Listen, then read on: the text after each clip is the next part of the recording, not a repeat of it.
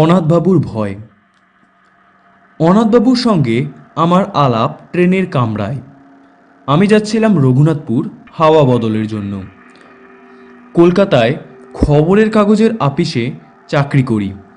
গত কমাস ধরে কাজের চাপে দম বন্ধ হবার উপক্রম হয়েছিল।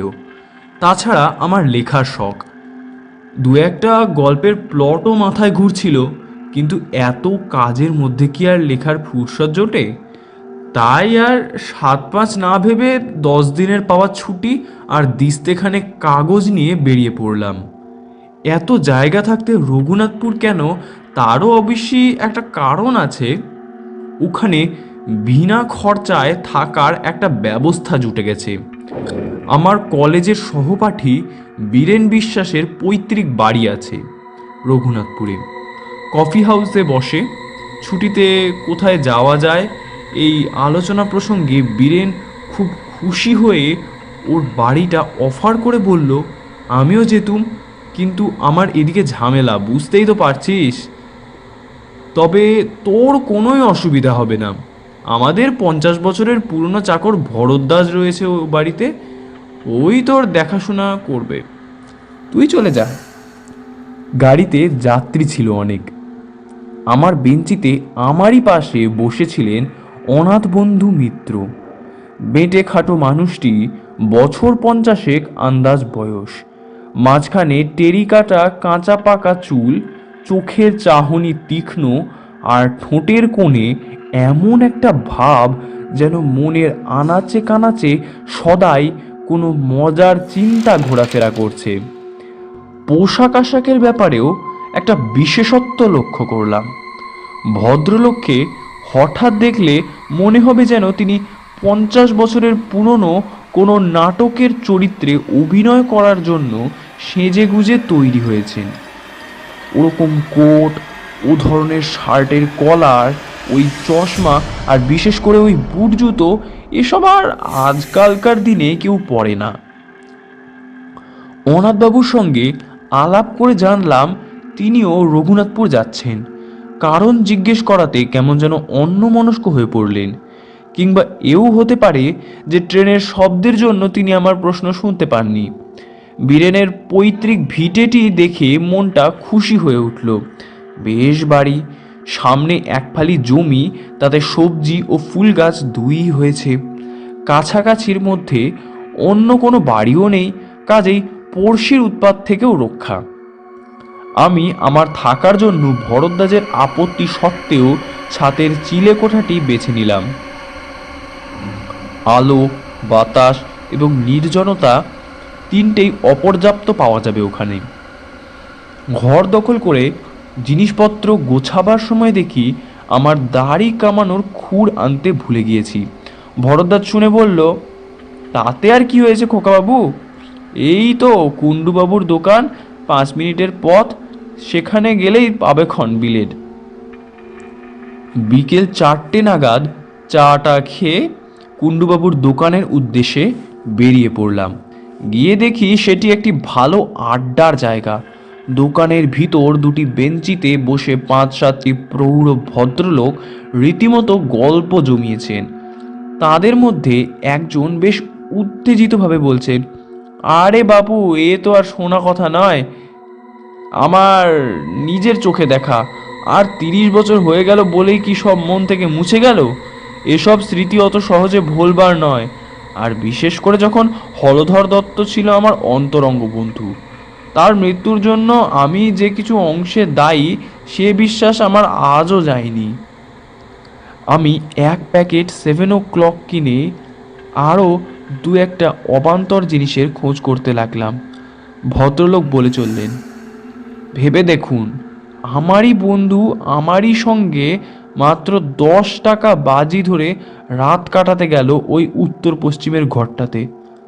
পরদিন ফেরে না ফেরে না ফেরে না, শেষটায় আমি, জিতেন বক্সি, হরিচরণ শাহ আর আরও ৩-৪ জন কে ছিল ঠিক মনে নেই, গেলুম হালদার বাড়িতে হলধরের খোঁজ করতে। গিয়ে দেখি বাবু, ওই ঘরের মেঝেতে হাত পা ছড়িয়ে মরে কাঠ হয়ে আছে।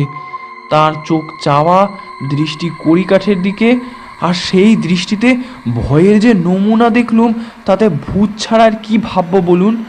গায়ে কোনো ক্ষতচিহ্ন নেই, বাঘের আঁচড় নেই, সাপের ছোবল নেই, কিচ্ছু নেই। আপনারাই বলুন এখন কি বলবেন।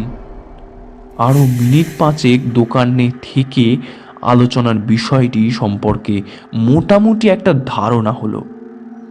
ব্যাপারটা এই, রঘুনাথপুরের দক্ষিণ প্রান্তে হালদার বাড়ি বলে একটি 200 বছরের পুরনো ভগ্নপ্রায় জমিদারি প্রাসাদ আছে।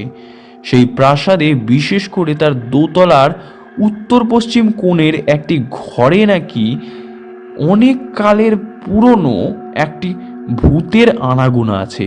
অবশ্য সেই 30 বছর আগে ভবতোষ মজুমদারের বন্ধু হলধর দত্তের মৃত্যুর পর আজ অবধি নাকি কেউ সেই বাড়িতে রাত কাটায়নি। কিন্তু তাও রঘুনাথপুরের বাসিন্দারা ভূতের অস্তিত্ব মনে প্রাণে বিশ্বাস করে বেশ একটা রোমাঞ্চ অনুভব করে। আর বিশ্বাস করার কারণও আছে যথেষ্ট।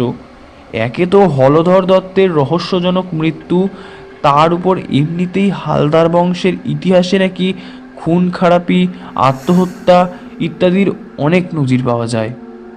মনে মনে হালদার বাড়ি সম্পর্কে বেশ খানিকটা কৌতূহল নিয়ে দোকানের বাইরে এসেই দেখি আমার ট্রেনের আলাপি অনাথ বন্ধু মিত্র মহাশয় হাসি হাসি মুখ করে দাঁড়িয়ে আছেন। আমায় দেখে বললেন, শুনছিলেন ওদের কথাবার্তা? বললাম, তা কিছুটা শুনেছি। বিশ্বাস হয়? কি ভূত? হ্যাঁ। ব্যাপার কি জানেন, ভূতের বাড়ির কথা তো অনেকে শুনলাম, কিন্তু সেসব বাড়িতে থেকে নিজের চোখে ভূত দেখেছে এমন লোক তো কই আজ অবধি একটিও মিট করলাম না। তাই ঠিক। অনাথবাবু একটু হেসে বললেন, একবার দেখে আসবেন নাকি? কি বাড়িটা? দেখে আসবো মানে? বাইরে থেকে আর কি, বেশি দূর তো নয়, বড় জোর মাইল খানেক। এই রাস্তা দিয়ে সোজা গিয়ে জোড়া শিবের মন্দির ছাড়িয়ে ডান হাতি রাস্তায় ঘুরে পোয়াটাক পথ। ভদ্রলোককে বেশ ইন্টারেস্টিং লাগছিল। আর তাছাড়া এত তাড়াতাড়ি বাড়ি ফিরে গিয়ে কি করব, তাই চললাম তার সঙ্গে। হালদারদের বাড়িটা দূর থেকে দেখা যায় না, কারণ বাড়ির চারপাশে বড় বড় গাছের জঙ্গল। তবে বাড়ির গেটের মাথাটা দেখা যেতে থাকে পৌঁছনোর প্রায় 10 মিনিট আগে থেকেই। বিরাট ফটক, মাথার উপর ভগ্ন প্রায় নহবতখানা। ফটকের ভিতর দিয়ে বেশ খানিক দূর গিয়ে তবে সদর দালান। 2-3টে মূর্তি আর ফোয়ারার ভগ্নাবশেষ দেখে বুঝলাম যে বাড়ির আর ফটকের মাঝখানে এই জায়গাটা আগে বাগান ছিল। বাড়িটি অদ্ভুত, কারুকার্যের কোনো বাহার নেই তার কোনো জায়গায়। কেমন যেন একটা বেঢপ চৌকো চৌকো ভাব। বিকেলের পড়ন্ত রোদ এসে পড়েছে তার শ্যাওলাবৃত দেওয়ালে। মিনিট খানেক চেয়ে থাকার পর অনাথবাবু বললেন, আমি যতদূর জানি রোদ থাকতে ভূত বেরোয়। তারপর আমার দিকে চেয়ে চোখ টিপে বললেন, একবার চট করে সেই ঘরটা দেখে এলে হতো না? সেই উত্তর পশ্চিমের ঘর, যে ঘরে, হ্যাঁ, যে ঘরে হলধর দত্তের মৃত্যু হয়েছিল। ভদ্রলোকের তো এসব ব্যাপারে দেখছি একটু বাড়াবাড়ি রকমের আগ্রহ। অনাথবাবু বোধ হয় আমার মনের ভাবটা আঁচ করতে পেরেই বললেন, খুব আশ্চর্য লাগছে না? আসলে কি জানেন, আপনাকে বলতে দ্বিধা নেই, আমার রঘুনাথপুর আসার একমাত্র কারণই হলো ওই বাড়িটা। বটে? আগে হ্যাঁ, ওটা যে ভূতের বাড়ি, আমি কলকাতায় থাকতে সে খবরটা পেয়ে ওই ভূতটিকে দেখব বলে এখানে এসেছি। আপনি সেদিন ট্রেনে আমার আসার কারণটা জানতে চাইলেন। আমি উত্তর না দিয়ে অভদ্রতা করলাম বটে, কিন্তু মনে মনে স্থির করেছিলাম যে উপযুক্ত সময় এলে, অর্থাৎ আপনি কীরকম লোক সেটা আরেকটু জেনে নিয়ে আসল কারণটা নিজে থেকেই বলবো। কিন্তু তাই বলে ভূতের পিছনে ধাওয়া করে একেবারে কলকাতা ছেড়ে? বলছি, ব্যস্ত হবেন না। আমার কাজটা সম্বন্ধেই তো বলা হয়নি এখনো আপনাকে। আসলে আমি ভূত সম্পর্কে একজন বিশেষজ্ঞ। আজ 25 বছর ধরেই এই ব্যাপার নিয়ে বিস্তর রিসার্চ করেছি। শুধু ভূত কেন, ভূত, প্রেত, পিশাচ, ডাকিনী, যোগিনী, ভ্যাম্পায়ার, ওয়্যারউলফ, ভুডুইজম ইত্যাদি যা কিছু আছে তার সম্বন্ধে বইয়ে যা লেখে তার প্রায় সবই পড়ে ফেলেছি। 7টা ভাষা শিখতে হয়েছে এসব বই পড়ার জন্য। পরলোক তত্ত্ব নিয়ে লন্ডনের প্রফেসর নর্টনের সঙ্গে আজ 3 বছর ধরে চিঠি লেখালেখি করছি। আমার লেখা প্রবন্ধ বিলেতের সব নাম করা কাগজে বেরিয়েছে। আপনার কাছে বড়াই করে কী লাভ, তবে এটুকু বলতে পারি যে এদেশে এ ব্যাপারে আমার চেয়ে বেশি জ্ঞানী লোক বোধহয় আর নেই। ভদ্রলোকের কথা শুনে তিনি যে মিথ্যে বলছেন বা বাড়িয়ে বলছেন এটা আমার একবারও মনে হয় না, বরং তার সম্বন্ধে খুব সহজেই একটা বিশ্বাস ও শ্রদ্ধার ভাব জেগে উঠল। অনাথবাবু একটুক্ষণ চুপ করে থেকে বললেন, ভারতবর্ষের অন্তত 300 ভূতের বাড়িতে আমি রাত কাটিয়েছি। বলেন কি? হ্যাঁ। আর সেসব কীরকম জায়গায় জানেন? এই ধরুন জব্বলপুর, কার্শিয়াং, চেরাপুঞ্জি, কাঁথি, কাটোয়া, যোধপুর, আজিমগঞ্জ, হাজারিবাগ, সিউড়ি, বারাসাত, আর কত চাই। 56টা ডাক বাংলো আর কম করে 30টা নীলকুঠিতে আমি রাত্রি যাপন করেছি। এছাড়া কলকাতা এবং তার কাছাকাছির মধ্যে অন্তত 50খানা বাড়ি তো আছেই। কিন্তু অনাথবাবু হঠাৎ থেমে গেলেন। তারপর ধীরে ধীরে মাথা নেড়ে বললেন, ভূত আমায় ফাঁকি দিয়েছে। হয়তো ভূতকে যারা চায় না ভূত তাদের কাছেই আসে। আমি বারবার হতাশ হয়েছি। মাদ্রাজে ত্রিচিনপল্লীতে 150 বছরের পুরনো একটা সাহেবদের পরিত্যক্ত ক্লাব বাড়িতে ভূত একবার কাছাকাছি এসেছিল। কীরকম জানেন? অন্ধকার ঘর, 1 ফোঁটা বাতাস নেই। যতবারই মোমবাতি ধরাবো বলে দেশলাই জ্বালাচ্ছি ততবারই কে যেন ফুঁ দিয়ে নিভিয়ে দিচ্ছে। শেষটায় 13টা কাঠি নষ্ট করার পর বাতি জ্বলল এবং আলোর সঙ্গে সঙ্গেই ভূত বাবাজি সেই যে গেলেন আর এলেন না। একবার কলকাতার ঝামাপুকুরের এক হানাবাড়িতেও একটা ইন্টারেস্টিং অভিজ্ঞতা হয়েছিল। আমার মাথায় তো এত চুল দেখছেন, অথচ এই বাড়ির একটা অন্ধকার ঘরে ভূতের অপেক্ষায় বসে থাকতে থাকতে মাঝরাত্রির নাগাদ হঠাৎ ব্রহ্মতালুর কাছটায় একটা মশার কামড় খেলাম। কী ব্যাপার? অন্ধকারে ভয়ে ভয়ে মাথায় হাত দিয়ে দেখি একটি চুলও নেই, একেবারে মসৃণ মাথা জোড়ার টাক। কি আমারই মাথা, নাকি অন্য কারোর মাথায় হাত দিয়ে নিজের মাথা বলে মনে করেছি? কিন্তু মশার কামড়টা তো আমিই খেলাম। টর্চটা জেলে আয়নায় দেখি টাকের কোনো চিহ্ন মাত্র নেই। আমার যে চুল সে চুলই রয়েছে আমার মাথায়। ব্যাস, এই দুটি ছাড়া আর কোনো ভুতুরে অভিজ্ঞতা এত চেষ্টা সত্ত্বেও আমার হয়নি। তাই ভূত দেখার আশা একরকম ছেড়েই দিয়েছিল। এমন সময় একটা পুরনো বাঁধানো প্রবাসীতে রঘুনাথপুরের এই বাড়িটার একটা উল্লেখ পেলাম। তাই ঠিক করলাম একটা শেষ চেষ্টা দিয়ে আসব।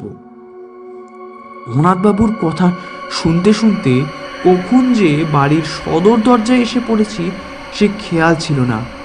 ভদ্রলোক তার ট্যাঙ্ক ঘড়িটা দেখে বললেন, আজ 5টা 31 সূর্যাস্ত, এখন 5:15। চলুন, রোদ থাকতে থাকতে একবার ঘরটা দেখে আসি। ভূতের নেশাটা বোধহয় সংক্রামক, কারণ আমি অনাথবাবুর প্রস্তাবে কোনো আপত্তি করলাম না। বরঞ্চ বাড়ির ভিতরটা আর বিশেষ করে দোতলার ওই ঘরটা দেখবার জন্য বেশ একটা আগ্রহ হচ্ছিল। সদর দরজা দিয়ে ঢুকে দেখি বিরাট উঠোন ও নাট মন্দির। 100-150 বছরে কত উৎসব, কত অনুষ্ঠান, কত পূজা পার্বণ, যাত্রা, কথকতা এইখানে হয়েছে তার কোনো চিহ্ন আজ নেই। উঠোনের 3 দিকে বারান্দা। আমাদের ডাইনে বারান্দার যে অংশ তাতে একটি ভাঙা পালকি পড়ে আছে এবং পালকিটি ছাড়িয়ে হাত 10 গিয়েই দোতলায় যাবার সিঁড়ি। সিঁড়িটা এমনই অন্ধকার যে উঠবার সময় অনাথবাবুকে তার কোটের পকেট থেকে একটি টর্চ বার করে জ্বালাতে হলো। প্রায় অদৃশ্য মাকড়সার জালে বুহ ভেদ করে কোনো রকমে দোতলায় পৌঁছানো গেল। মনে মনে ভাবলাম, এ বাড়িতে ভূত থাকা অস্বাভাবিক নয়। দোতলার বারান্দায় দাঁড়িয়ে হিসেব করে দেখলাম, বাঁ দিক দিয়ে সোজা চলে গেলে ওই যে ঘর, ওটাই হলো উত্তর পশ্চিমের ঘর। অনাথবাবু বললেন, সময় নষ্ট করে লাভ নেই, চলুন এগোই।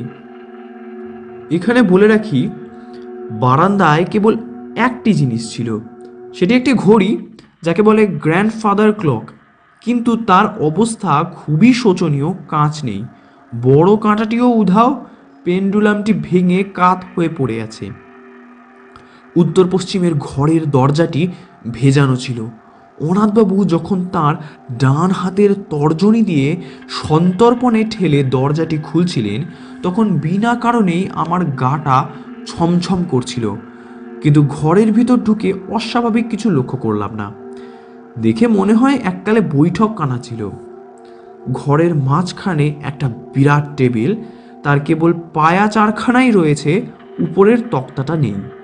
টেবিলের পাশে জানালার দিকে একটি আরাম কেদারা। অবশ্যই এখন আর সেটি আরামদায়ক হবে কি না সন্দেহ, কারণ তার একটি হাতল ও বসবার জায়গায় বেতের খানিকটা অংশ লোপ পেয়েছে। উপরের দিকে চেয়ে দেখি, ছাদ থেকে ঝুলছে একটি টানা পাখার ভগ্নাংশ, অর্থাৎ তার দড়ি নেই। কাঠের ডান্ডাটা ভাঙা এবং ঝালরের অর্ধেকটা ঘেরা। এছাড়া ঘরে আছে একটি খাঁজ কাটা বন্দুক রাখার তাক, একটি নলবিহীন গড়গড়া আর দুখানা সাধারণ হাতল ভাঙা চেয়ার। অনাথবাবু কিছুক্ষণ একেবারে স্তব্ধ হয়ে রইলেন। মনে হলো খুব মনোযোগ দিয়ে কি একটা অনুভব করার চেষ্টা করলেন। প্রায় মিনিট খানেক পরে বললেন, একটা গন্ধ পাচ্ছেন? কি গন্ধ? মাদ্রাজি ধূপ, মাছের তেল আর মভা পোড়ার গন্ধ মেশানো একটা গন্ধ। আমি বার দুয়েক বেশ জোরে জোরে শ্বাস টানলাম। অনেক দিনের বন্ধ ঘর খুললে যে একটা ভ্যাপসা গন্ধ বেরোয়, সে গন্ধ ছাড়া আর কোনো গন্ধই পেলাম না। তাই বললাম, ওই ঠিক বুঝতে পারছি না তো। অনাথবাবু আরও একটুক্ষণ চুপ করে থেকে হঠাৎ বাঁ হাতের তেলোতে ডান হাত দিয়ে একটা ঘুষি মেরে বললেন, বহুত আচ্ছা, এ গন্ধ আমার চেনা, এ বাড়িতে ভূত অবশ্যম্ভাবী। তবে বাবাজি দেখা দেবেন কি না দেবেন সেটা কাল রাতের আগে বোঝা যাবে না, চলুন। অনাথবাবু স্থির করে ফেললেন যে পরদিনই তাকে এ ঘরে রাত্রিবাস করতে হবে। ফেরার পথে বললেন, আজ থাকলুম না, কারণ কাল অমাবস্যা ভূতের পক্ষে সবচেয়ে প্রশস্ত তিথি। তাছাড়া দু একটি জিনিস সঙ্গে রাখা দরকার, সেগুলো বাড়িতে রয়ে গেছে, কাল নিয়ে আসবো। আজ সার্ভেটা করে গেলুম আর কি। ভদ্রলোক আমায় বাড়ি অবধি পৌঁছে দিয়ে বিদায় নেবার সময় গলাটা একটু নামিয়ে বললেন, আর কাউকে আমার এই প্ল্যানের কথা বলবেন না যেন।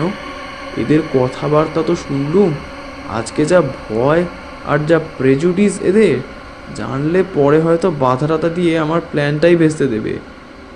আর হ্যাঁ, আর একটা কথা, আপনাকে আমার সঙ্গে যেতে বললুম না বলে কিছু মনে করবেন না। এসব ব্যাপার বুঝলেন কি না, একা না হলে ঠিক জুৎসই হয় না। পরদিন দুপুরে কাগজ কলম নিয়ে বসলেও লেখা খুব বেশি দূর এগোলো না। মন পড়ে রয়েছে হালদার বাড়ির ওই উত্তর পশ্চিমের ঘরটায়।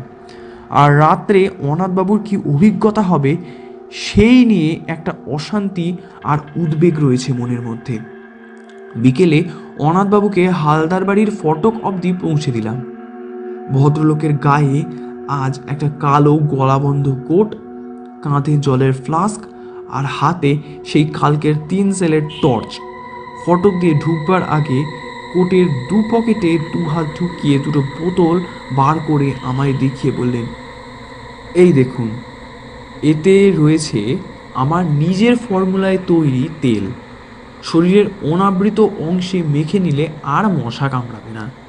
আর এই দ্বিতীয়টিতে হলো কার্বলিক অ্যাসিড। ঘরের আশেপাশে ছড়িয়ে দিলে সাপের উৎপাত থেকে নিশ্চিন্ত।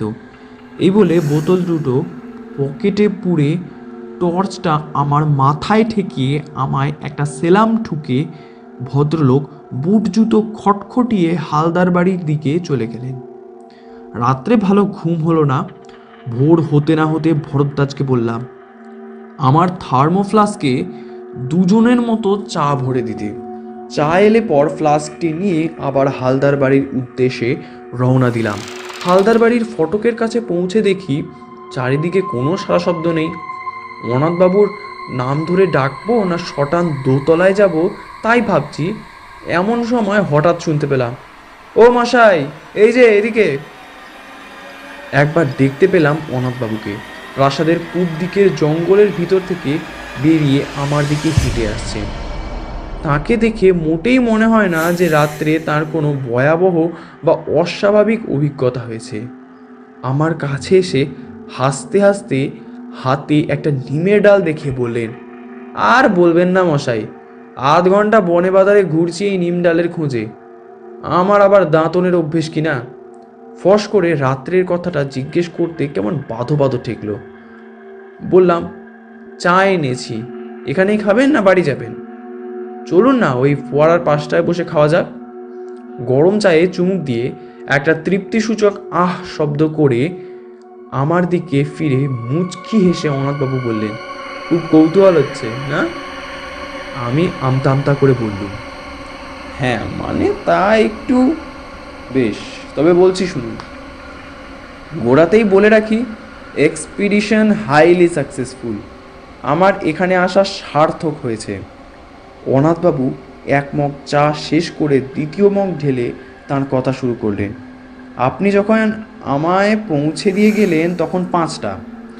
আমি বাড়ির ভেতরে ঢোকার আগে এই আশপাশটা একটু সার্ভে করে নিলাম। অনেক সময় ভূতের চেয়ে জ্যান্ত মানুষ বা জানোয়ার থেকে উপদ্রবের আশঙ্কা বেশি থাকে। যাই হোক, দেখলুম কাছাকাছির মধ্যে সন্দেহজনক কিছু নেই। বাড়িতে ঢুকে একতলার ঘরগুলোর মধ্যে যেগুলো খোলা হয়েছে সেগুলোও একবার দেখে নিলুম। জিনিসপত্র তো আর একদিন ধরে বিশেষ পড়ে থাকার কথা নয়।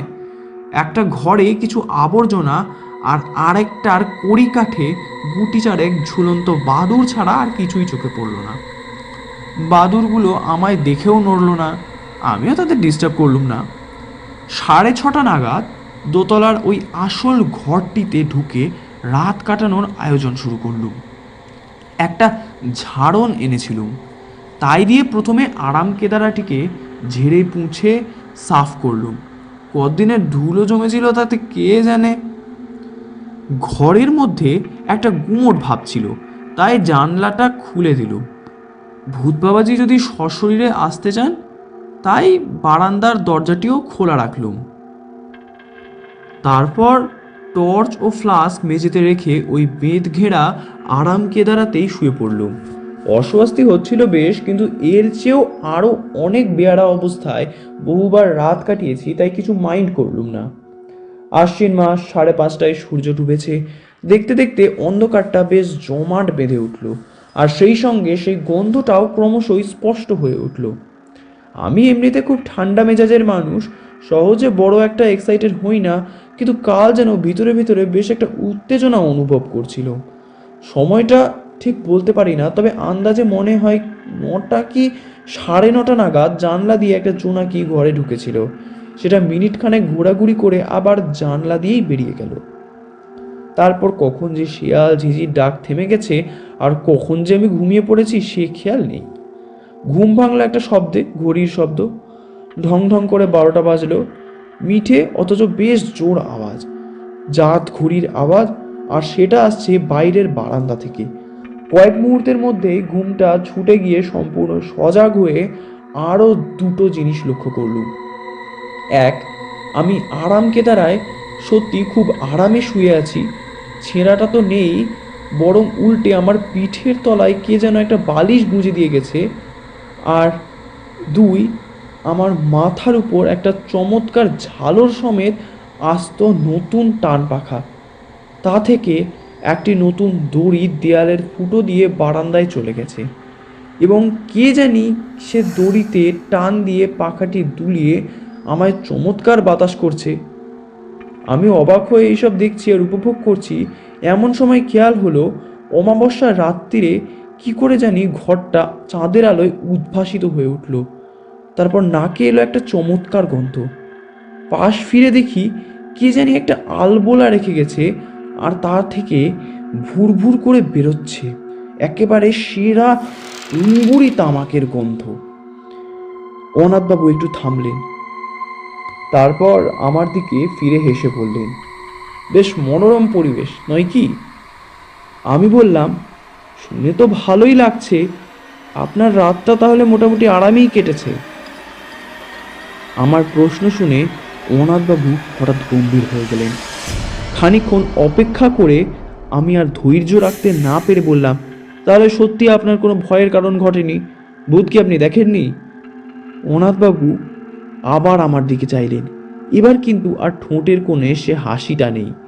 ধরা গলায় ভদ্রলোকের প্রশ্ন এলো, পরশু যখন আপনি ঘরটায় গেলেন তখন কড়িকাঠের দিকটা ভালো করে লক্ষ্য করেছিলেন কি? আমি বললাম, তেমন ভালো করে দেখিনি বোধ হয়। কেন বলুন তো? অনাথবাবু বললেন, ওখানে একটা বিশেষ ব্যাপার রয়েছে, সেটা না দেখলে বাকি ঘটনাটা বোঝাতে পারবো না। চলুন। অন্ধকার সিঁড়ি দিয়ে উঠতে উঠতে অনাথবাবু কেবল একটি কথা বললেন, আমার আর ভূতের পিছনে ধাওয়া করতে হবে না সীতেশবাবু, কোনোদিনও না, সে শখ মিটে গেছে। বারান্দা দিয়ে যাবার পথে ঘড়িটার দিকে চেয়ে দেখলাম সেরকমই ভাঙা অবস্থা। ঘরের দরজার সামনে পৌঁছে অনাথবাবু বললেন, চলুন। দরজাটা ভেজানো ছিল। আমি হাত দিয়ে ঠেলে ঘরের মধ্যে ঢুকলাম। তারপর দুপা এগিয়ে মেঝের দিকে চোখ পড়তেই আমার সমস্ত শরীরে একটা বিস্ময় ও আতঙ্কের শিহরণ খেলে গেল। বুট জুতো পরা ও কে পড়ে আছে মেঝেতে?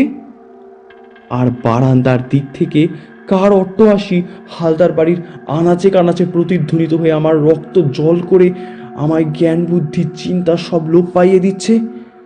তাহলে কি? আর কিছু মনে নেই আমার। যখন জ্ঞান হলো দেখি ভরদ্বাজ আমার খাটের পায়ের দিকে দাঁড়িয়ে আছে আর আমায় হাত পাখা দিয়ে বাতাস করছেন ভবতোষ মজুমদার। আমার চোখ খুলতে দেখে ভবতোষবাবু বললেন, ভাগ্যে সিধুচরণ আপনাকে দেখেছিল ও বাড়িতে ঢুকতে, নইলে যে কি দশা হতো আপনার জানি না। ওখানে গেছিলেন কোন আক্কেলে? আমি বললাম, অনাথবাবু যে রাত্রে। ভবতোষবাবু বাধা দিয়ে বললেন, আর অনাথবাবু, কাল যে অতগুলো কথা বললুম সেসব বোধহয় কিছুই বিশ্বাস করেননি ভদ্রলোক। ভাগ্যে আপনিও তার সঙ্গে সঙ্গে রাত কাটাতে যাননি ও বাড়িতে। দেখলেন তো ওর অবস্থা। হলধরের যা হয়েছিল এরও ঠিক তাই। মুড়ে একেবারে কাঠ, আর চোখ ঠিক সেইভাবে চাওয়া, সেই দৃষ্টি সেই কড়িকাঠের দিকে। আমি মনে মনে বললাম, না, মুড়ে কাঠ নয়। মুড়ে কি হয়েছেন অনাথবাবু তা আমি জানি। কালও সকালে গেলে দেখতে পাবো তাকে, গায়ে কালো কোট, পায়ে বুট জুতো, হালদার বাড়ির পূব দিকের জঙ্গল দিয়ে নিমের দাঁতন হাতে হাসতে হাসতে বেরিয়ে আসছেন।